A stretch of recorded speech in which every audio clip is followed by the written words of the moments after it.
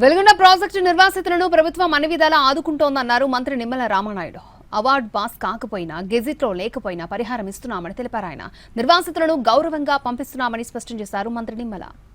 ఈసారి కూడా వెయిట్ చేద్దామా? వెయిట్ చేస్తే టైం పోతుంది, డిమాండ్ తగ్గదు. అంటే రేట్ ఆగదు, డిమాండ్ తగ్గదు. నమ్మకమైన క్రెడాయి బిల్డర్లతో CREDAI Hyderabad property show August 28, 29, 30 HITEX లో తీసుకుని వాళ్ళకు కూడా 12,50,000 రూపాయలు 13 లక్షలు ఏ కేటగిరీ అవుతా కేటగిరీ వాళ్ళకు కూడా అందజేయండి.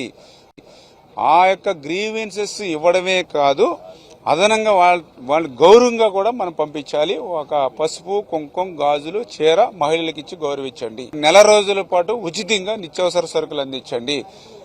ఏదైతే పశువులు ఉంటే వాళ్ళందరూ కూడా ఉచితంగా వాళ్ళకి నెల రోజుల దానా కూడా సరఫరా చేయండి. అంటే ఇట్లా ఇంత మానవతా దృక్పథంతో వీటన్నిటికీ మించి నేను ఎక్స్గ్రేషియా కింద ఒక 2 లక్షల రూపాయలు ఆ 18 సంవత్సరాలు నిండిన వాళ్ళకు కూడా ఇస్తాము. అవసరమైతే కేబినెట్ లో పెట్టుకుని వాళ్ళకు కూడా న్యాయం చేయండి అని చంద్రబాబు నాయుడు గారు. అంటే ఈవేళ దేశంలో ఏ ప్రాజెక్టుకి ఎవ్వరూ చేయనంత సాయం ఈవేళ వెలుగొండ నిర్వాసితులకు చేస్తున్నారని అంటే నాకు తెలుసుండి చరిత్రలో మొదటిసారి.